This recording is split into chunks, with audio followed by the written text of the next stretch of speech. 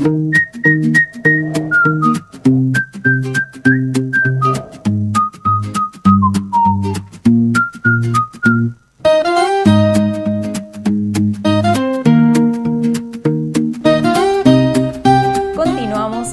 bloque de salud y bienestar, y les estuve adelantando hace un ratito en el primer bloque de estas enfermedades inflamatorias del intestino tan importantes porque a veces pasan desapercibidas y uno no les presta la atención que deberíamos de prestarle. Para eso nos acompaña el doctor gastroenterólogo Sergio Montañez. ¿Cómo le va, doctor? Buen día.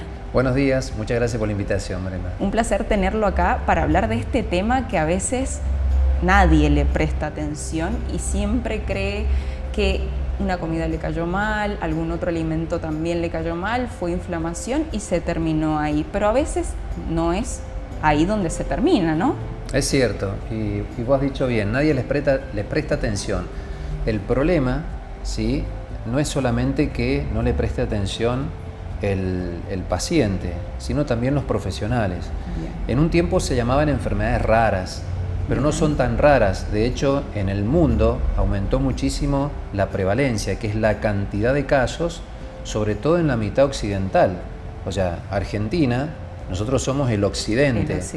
Y manejamos las mismas cosas, los mismos alimentos y culturas que Estados Unidos o que Europa.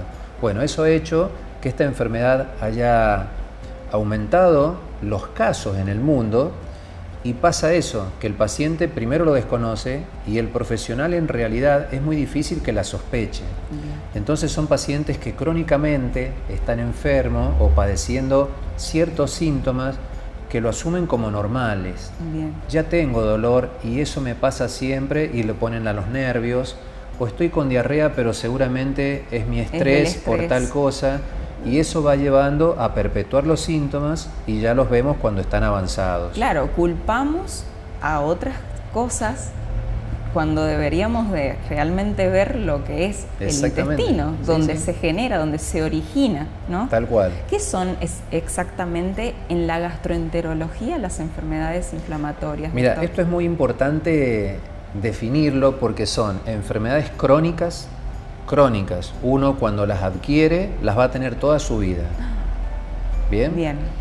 Segundo, tienen una... No se revierten. No se revierten. Nosotros lo que hacemos con el tratamiento es mejorar los síntomas, sobre todo la calidad de vida. Claro, poder llevar una calidad de vida medianamente normal. Lo mejor posible. Teniéndolo. Okay. Tienen exacerbaciones y remisiones, o sea que tienen periodos de actividad y periodos de tranquilidad. Bien. A veces tiene que ver con que los pacientes no toman la medicación, que pueda activarse, y hay veces que por más que haga todo perfecto, todo bien, puede desencadenar síntomas la enfermedad porque por sí sola puede ser agresiva.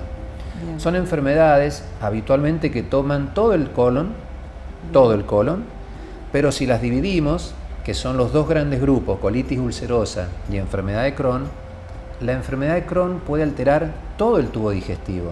De hecho, hay casos de esófago, estómago, duodeno, intestino comprometido, bien, con esta enfermedad, bien, a diferencia de la colitis ulcerosa que solamente va a comprometer más el colon. Bien. Bueno, en esta misma enfermedad hay grados, que está levemente inflamado, moderadamente inflamado, muy inflamado, o está dividida por sectores, si abarca solamente la parte más distal, más final del intestino, o si abarca todo. Bien. Entonces se asocian estas enfermedades por ser inflamatorias con otras enfermedades inflamatorias. O sea que también tenemos que tener nosotros la pesquisa y decir, como también hay un componente autoinmune, bien, o sea que hay una autoinmunidad que heredamos y que eso puede hacer gatillar en algún momento de la vida esta enfermedad, decir, pero este paciente tiene celiaquía, puede tener una enfermedad inflamatoria, sí, y tiene vitiligo, sí, y tiene artritis reumatoide, sí. De todo el cuerpo podemos ir. De todo el cuerpo, es un disparador. Son disparadores y son asociaciones, bien, que se ven en estas enfermedades inflamatorias, bien, donde hay una inmunidad que está alterada.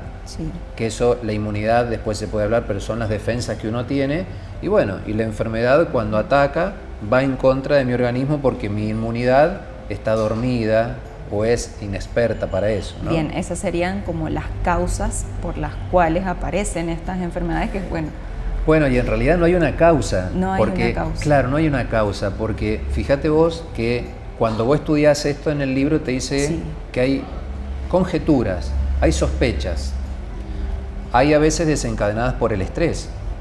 Y el estrés juega un rol importante, pero no es el estrés, ay, hoy me fue mal en un examen, o creo que choqué y estoy... No es ese estrés agudo. Pasajero. Claro, es un estrés crónico. Bien. Son personas que sufren continuamente por algo, pacientes que han sufrido otras enfermedades, cuestiones personales, donde todo esto que estudiamos y que escuchamos de que se libera el cortisol, que está en exceso y las catecolaminas, bueno, todo esto va haciendo un terreno para que con mi parte genética, la alimentación, la presencia de algunos medicamentos que no han sido bien indicados, por ejemplo antibióticos. Los antibióticos te alteran la flora intestinal de una manera espantosa.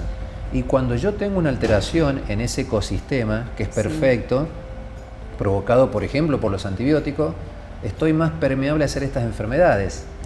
¿Bien? Bien. Hay infecciones, un paciente que tiene una patología leve, ¿no? De lo que fue, una artritis, pero tiene inmunidad, tiene alteración de la flora intestinal, come cosas que son indebidas, altera más estas defensas y tiene a lo mejor una gastroenteritis, es el puntapié para esta enfermedad.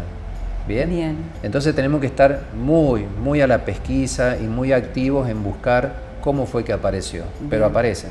Aparecen. De aparecer aparecen. No hay que, como dijimos, no hay que subestimarlas. Para porque nada. no se pueden revertir. Eso es la importancia que debemos darle. Exactamente, sí. Por ejemplo, en estas enfermedades se puede dar a cualquier edad. Yo, que me dedico a la parte adultos, recibo muchos chicos que después de 17, 18 años, los pediatras me lo mandan porque debutan con 6 años, con 7 años. Pequeños. Pequeñísimos. Exacto. Y yo tengo pacientes que pueden haber debutado con 20, con 30, 40, 70 años. O sea, no respeta las edades. Bien. A cualquier edad. Doctor, usted nombró de que, algunos disparadores pueden ser otras enfermedades como la celiaquía, el vitiligo, entre otras. ¿Cuáles son las personas más propensas a padecer una enfermedad de estas inflamatorias en el intestino? Bueno, en realidad estas enfermedades como que no la disparan, ¿sí? Yo por ser celíaco no es que voy a disparar una colitis ulcerosa, eso es muy bueno saberlo. Sí. Pero sí tengo la posibilidad de tener 2 enfermedades autoinmunes, ¿bien? Bien. Y has hecho bien la pregunta porque ¿qué me puede gatillar esto? La falta de cuidado. Bien. O sea, una persona celíaca que hace bien su alimentación, que hace sus controles periódicos, que se cuida en hacer los controles de laboratorio, es menos probable que su enfermedad celíaca se complique, es menos probable que tenga efectos colaterales por su enfermedad y es menos probable que haga asociaciones con otras enfermedades. Claro, que genere por otro lado, que despierte algo por otro lado. Exactamente. Muy bien. Sí. Muy bien. Entonces, yo tengo familiares celíacos, tengo familiares de todo tipo de enfermedades y yo creo que no le prestan atención a esto porque bastante se enferman del estómago y uno no cree que está conectado, uno no cree que lo puede llevar a algo así. Mira, vos sabés que es tan importante esto que dices. Primero, el no aceptar una enfermedad. Yo he trabajado mucho tiempo y sigo trabajando se llaman trastornos funcionales del tubo digestivo. Y estos trastornos funcionales, una vez que yo he descartado enfermedades orgánicas, que es cuando un órgano sufre, nosotros decimos, ¿cuál es el disparador? Y tiene que ver mucho con el cerebro. ¿Bien? O sea que el cerebro y el tubo digestivo están estrechamente relacionados, estrechamente. Entonces muchas veces uno que pasa situaciones de estrés, tiene un bajo umbral, ¿sí? Este bajo umbral pasan cosas y a mí me hacen sentir mal. Estoy melancólico, estoy angustiado, estoy ansioso, estoy deprimido. Son afectados muy fácilmente. Exactamente, y son gatillos para tener síntomas. Síntomas. Yo puedo tener dolor de estómago, puedo tener hinchazón, es muy frecuente la hinchazón. Hablando de síntomas, ¿cuáles son las señales que debemos tener en cuenta o que nos ponen en alerta con respecto a esto? Bueno, cuando tenemos en cuenta estas dos enfermedades inflamatorias, son la diarrea, que es una diarrea crónica, con sangre, bien, son pacientes que vienen con 3, 5, 7, 8 deposiciones por día, pérdida de peso. El paciente con enfermedad de Crohn, colitis ulcerosa, pierde peso, y esos son signos de alarma que decimos nosotros. Sí. Pues yo vengo a ver un paciente que tiene diarrea y no ha perdido peso y puede comer y a lo mejor no es esta enfermedad, pero estos síntomas que yo voy a ir a buscar son la pérdida de peso, la diarrea, pocos pacientes hacen fiebre pero pueden tener fiebre, la presencia de moco o sangre en la materia fecal es muy importante, y empezar a buscar en el laboratorio. Son pacientes que vienen anémicos, son pacientes que tienen la albúmina baja, son pacientes que tienen una proteína que nosotros vamos a testear que se llama proteína C reactiva, que se aumenta, es como el eritro, a lo mejor has sentido hablar del eritrosedimentario. Bueno, esta proteína C reactiva aumenta, entonces la parte clínica es una pata del diagnóstico. Bien. Hacemos el examen físico y las preguntas. ¿Mamá, papá o hermanos han tenido enfermedades de estas? No. ¿Y otras enfermedades autoinmunes? Sí. Marcamos como un checklist. Bien.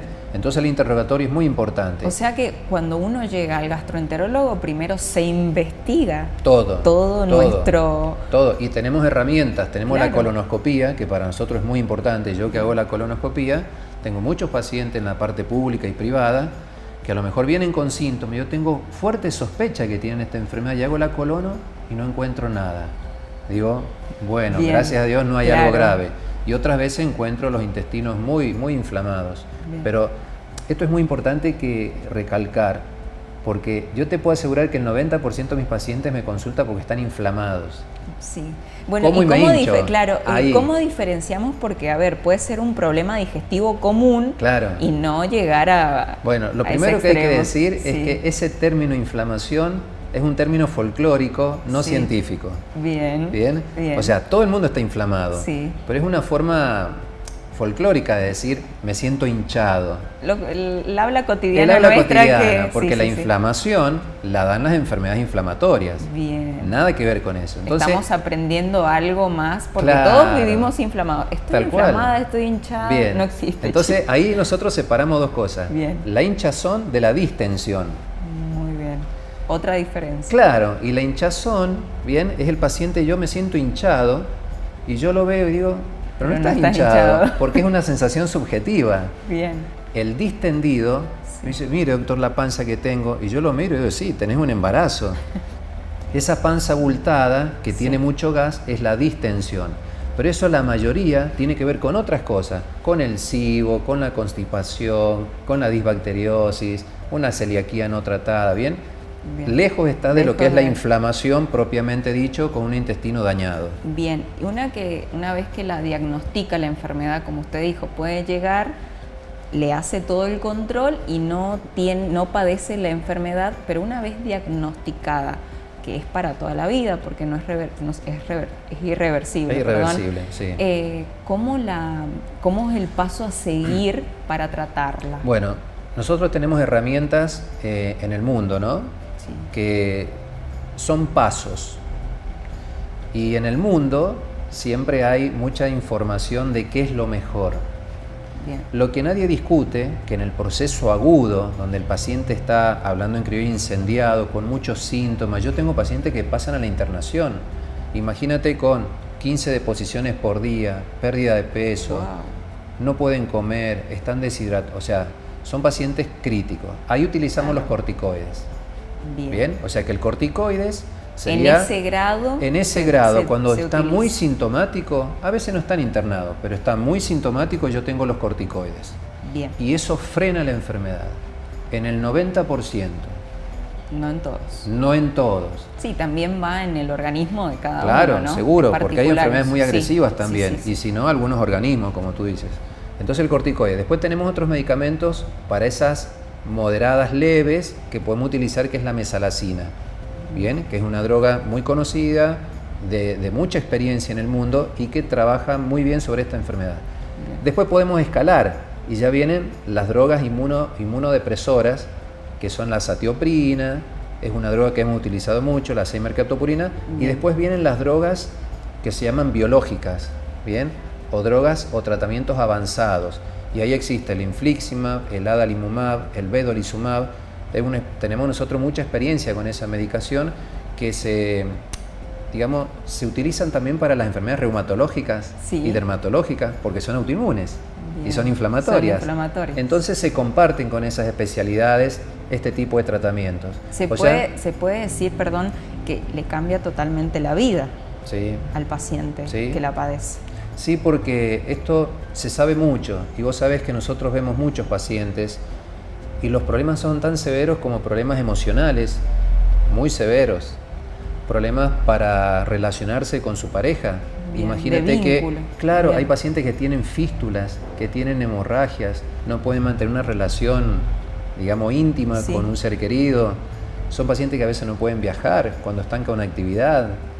Bien, ¿Cómo te afecta? ¿Cómo te afecta muchísimo? En toda tu rutina, digamos. La pérdida laboral, o sea, cuando están en crisis, dejan de ir al trabajo, o sea, altera tanto y los efectos colaterales son muy importantes. Entonces hay que ser muy sensible a la hora de diagnosticar y de hacer un tratamiento correcto. Bien, y si vamos a algo clave como lo es la alimentación, empeora, a veces ayuda. En cuanto a la alimentación debemos tener en cuenta ¿hay alimentos específicos que la empeoran o que la ayudan a poder llevarla bien? Hablando en lo general, la alimentación en periodos de crisis debemos evitar todo aquello que pueda provocar diarreas. Bien. Este paciente tiene diarrea, entonces uno que dice, mira, lácteos no. Las fibras, acelga no, por favor. Acelga no, exacto, porque te puede dar diarrea. Claro. Los jugos exprimidos, el café y el mate no por ahora. Bien. Entonces en ese momento uno da una dieta que sea rica en proteínas y que sea astringente. En la medida que el intestino se va recuperando de a poquito y va mejorando, yo puedo ir abriendo mi paraguas.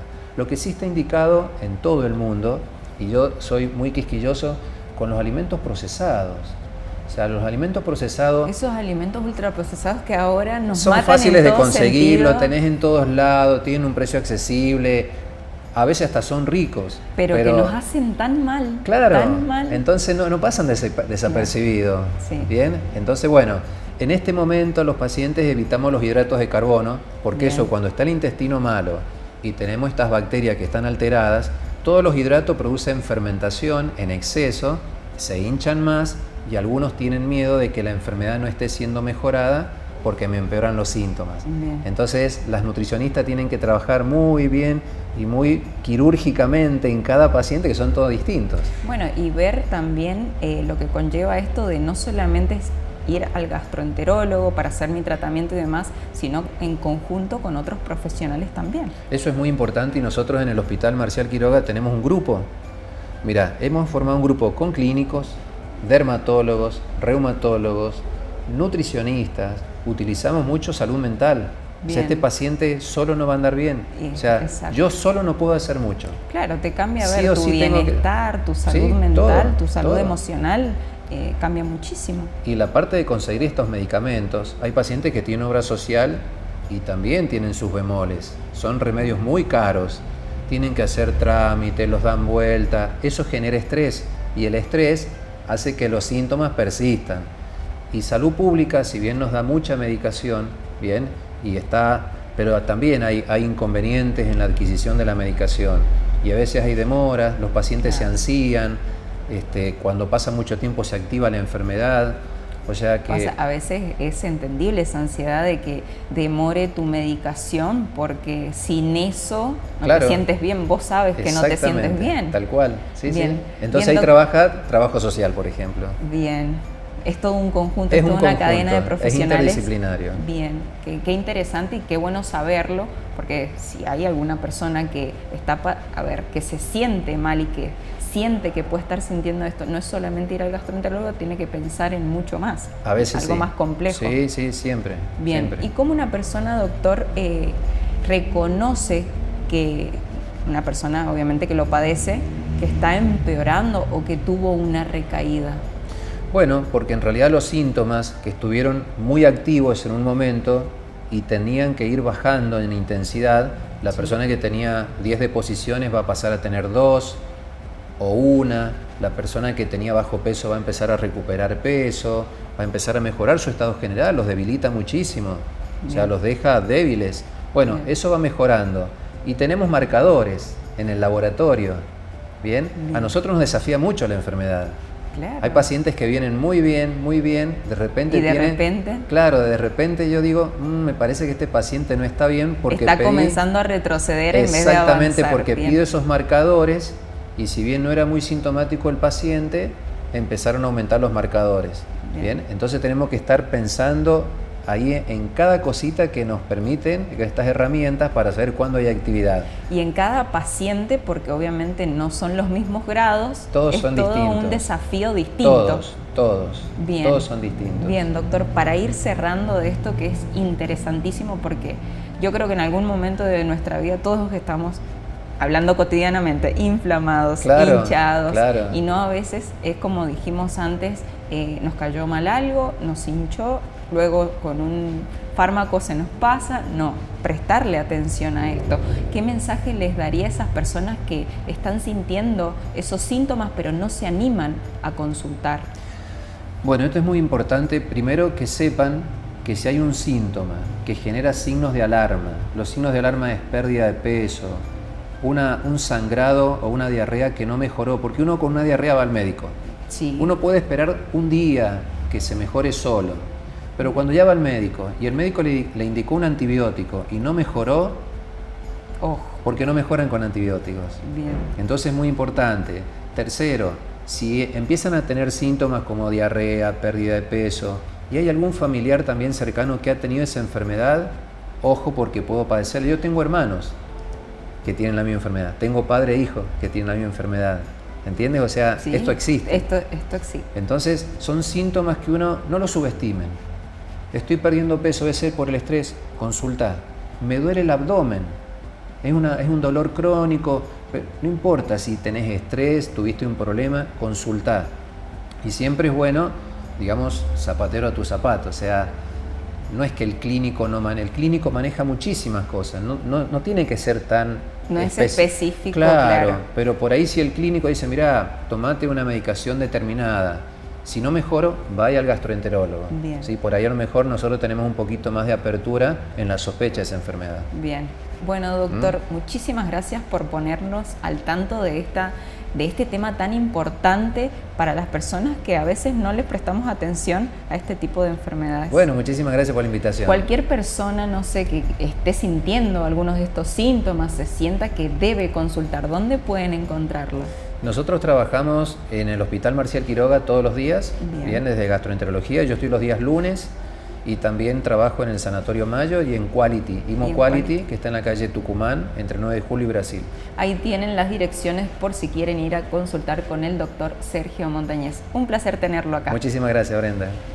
Continuamos con más salud y bienestar y ahora nos vamos a la pausa, pero antes les recuerdo 264-417-1517 si quieren enviar algún mensajito, sugerirnos o presentar algún tema como lo es este que acabamos de hablar con el doctor Sergio Montañez, tan importante y que uno no le presta atención. Estamos abiertos a ustedes. Pueden seguirnos vía Instagram como Salud y Bienestar.warptv o nuestro canal de YouTube Salud y Bienestar.warptv. No se muevan porque todavía queda mucho más salud y bienestar. Ya volvemos.